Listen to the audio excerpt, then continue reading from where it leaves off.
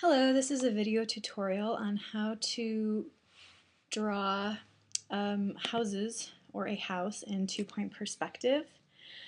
I'm going to try to do two different views for this demonstration. First you draw your horizon line, and that is the point where the ground meets the sky. It's also your eye level. Usually when you're drawing an outdoor view like this, it's the point where the ground meets the sky. You place your two vanishing points.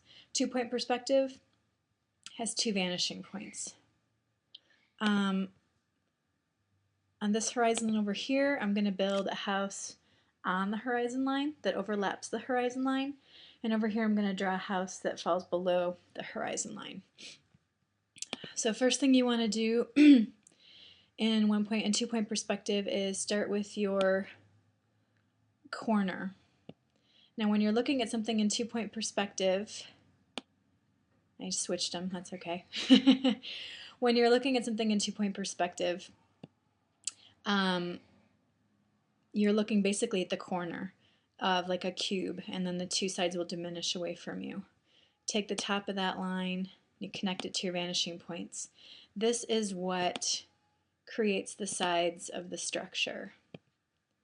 And you can see when an object is on the horizon line, it ends up, you're not going to be able to see the top or the bottom, and that's synonymous with when you hold something right in front of your eye line, you're not going to see the top or the bottom. So then you close off the shape,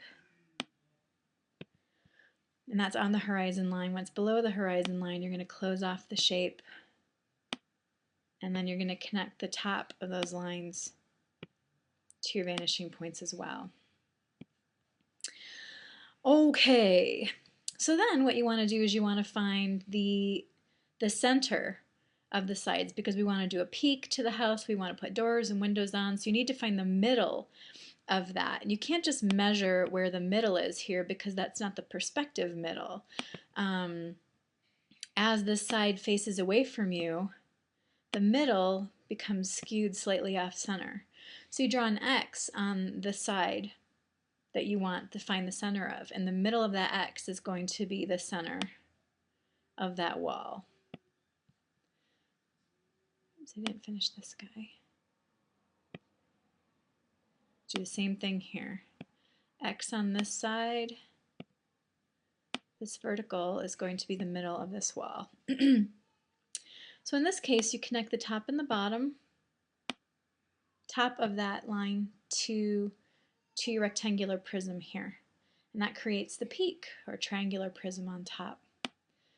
To finish that peak, you're going to carry that top over here. Let's do the same thing over here.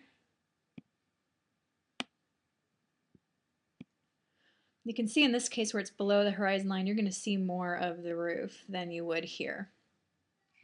Now to find this back angle, a lot of people think that you could just draw a line parallel to the front angle. What you're actually going to do is, there's two different ways you can do it. One way is to repeat what you did in the front to the back wall.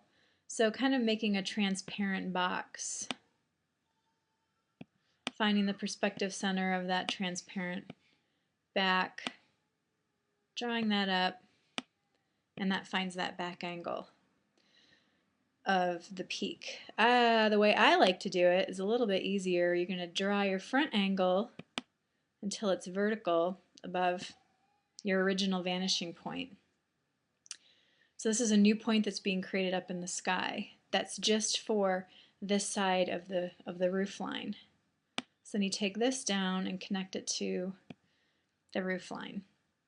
And that creates that back angle of the peak, because these are both going to converge at that point. So you have your two houses in two different points of view.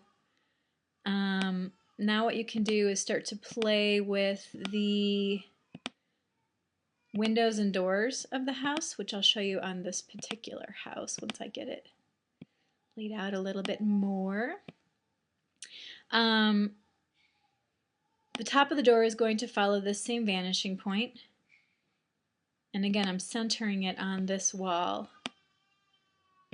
The windows, the way that you can center them on this wall is to draw perspective X, find the middle.